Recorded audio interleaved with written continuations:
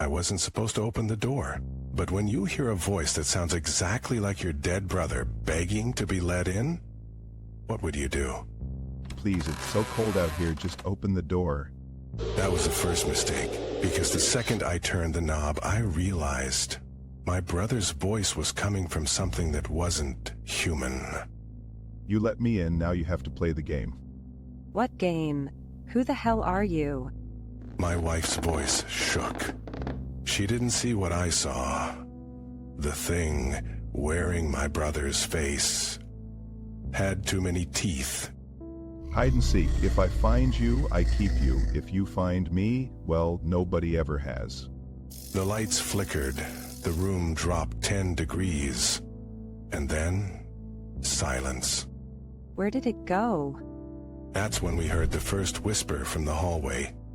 Found you. But that voice, it was mine. That's impossible. You're right here. I turned to her, my blood freezing in my veins. Am I? Because the thing in the hallway wasn't just mimicking me now. It was becoming me. Right. We bolted for the back door. But when I threw it open, the backyard wasn't there anymore. Just a long, dark hallway. And at the end, a single flickering light. Come play with us. Because now there were two of them. Both wearing my face.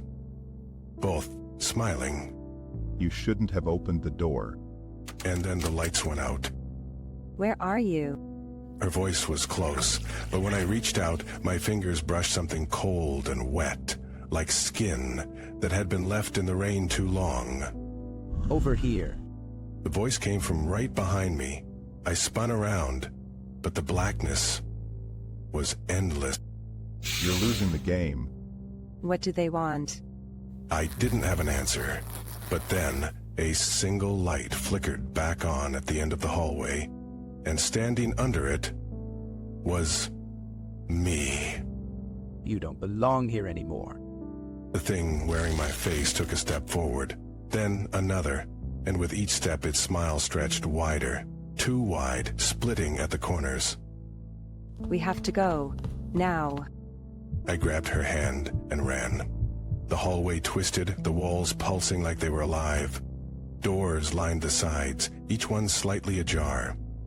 Pick one. Maybe you'll get lucky. I yanked open the nearest door. Inside was our living room, exactly as we'd left it. How? We stumbled inside, slamming the door shut behind us. For a second, I thought we were safe. You can't hide forever. The voice wasn't coming from the hallway anymore. It was inside the room with us. Oh, God. Because sitting on our couch, grinning with my face, was the thing we'd just run from. Found you again. And this time, it wasn't alone. You're really bad at this game. What the hell is happening? My wife backed into the wall, her breath coming in short gasps. The thing on the couch tilted its head. You didn't think you could just leave, did you? The ceiling creature dropped down in front of the door, blocking our only exit. Its limbs bent the wrong way, joints popping as it stood. There's got to be another way out. There isn't. The lights flickered again, and for a split second, I saw them. Dozens of them. All standing in the shadows just beyond the living room. All wearing familiar faces. We've been waiting for you for a long time. The couch creaked as the first one stood up. Its grin split wider, skin tearing at the edges. The window. She lunged for it, but the thing on the ceiling moved faster. It snatched her wrist, pulling her off balance. No cheating. I grabbed a lamp and swung. The thing didn't flinch. The lamp shattered against its head, but it just laughed. A wet, gurgling sound. You can't hurt us, we're already dead. The shadows at the edges of the room started moving. More figures, stepping forward. All of them wearing the faces of people we knew. Oh, God. That's my mother. The thing in the corner smiled with her mother's lips. Come home, sweetheart. The wall started bleeding. Let us go. But you invited us in. The one wearing my face stepped closer. Its breath was ice against my skin. You opened the door, you wanted this. I looked at my wife, her face streaked with tears, her eyes wide with terror. And in that moment, I knew what I had to do. No. I lunged at the thing wearing my face, knocking it back. The impact sent us both crashing through the window. Glass shattered. Cold night air rushed in. You can't escape. I hit the ground hard, but I didn't stop. I grabbed my wife's hand and ran. The house behind us groaned, the windows cracking like bones. It's still following us. I didn't look back. We just ran, past the trees, past the road, until our lungs burned and our legs gave out. Let me in. I never answer. My wife hasn't blinked in 7 days. I only notice because she hasn't slept. She just stares. Honey, you okay? You've been sitting there all night. I'm fine, just thinking. Her voice was flat, empty, like something hollow was speaking through her. You haven't blinked, not once. Blinking is for people who need to rest. I don't need to rest anymore. That's when I saw it. The reflection in the window behind her. Her eyes weren't hers. They were black, pitch black, and they were staring right at me. What are you? You always said you loved my eyes. Now you get to see them forever. She stood up. Her movements were wrong, too smooth, like her bones weren't there. Stay back. Why? Don't you love me? The lights flickered, the air turned cold, and then she smiled. Too wide, too many teeth. You're not hurt. I never was. The door slammed shut behind me. Trapped. What do you want? Your eyes, so I can blink. She lunged. What the hell is happening? You should have noticed sooner. Her voice wasn't coming from her mouth anymore. It was inside my head, whispering.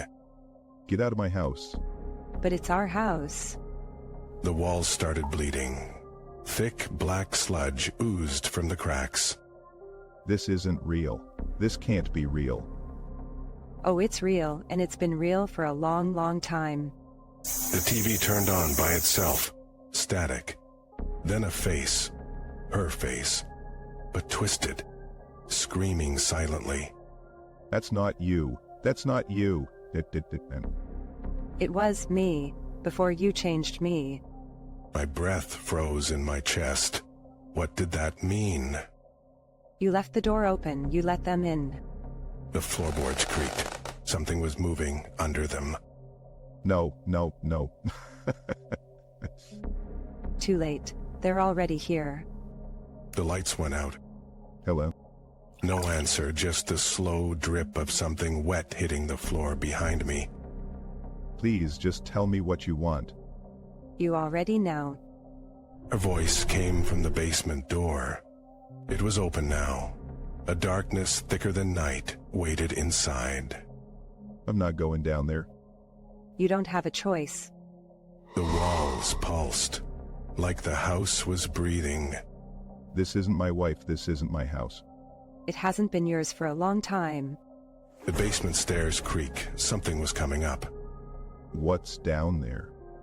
You. A hand grabbed my ankle, cold, skeletal. I kicked free and ran. Straight into the kitchen. The knives were gone. Looking for this? She stood in the doorway, my own reflection in her black eyes, and in her hand, my wedding ring. It's impossible. I'm still wearing mine. I looked down, my finger was bare. That's not possible. Nothing is impossible here. The refrigerator door swung open behind me. The shelves were empty except for one thing. A single Polaroid photo. What the hell? I grabbed it. The image showed me, standing right where I was now. But in the photo, I was screaming. And something was behind me. You always forget, but the house remembers. The photo aged in my hands, turning yellow, then black, then crumbling to dust. I need to get out. There is no out, only in. The back door was there, just 3 steps away, but when I tried to move, my feet wouldn't lift. I looked down. Oh God. The floorboards had grown around my ankles like roots, and they were pulling me down. Welcome home. The last thing I saw before the darkness took me was my own hand, reaching up from between the floorboards, grabbing at air. Open your eyes. I did. Coffee. My hands shook as I took the mug. The ring was back on my finger. Sugar? I opened my mouth to scream,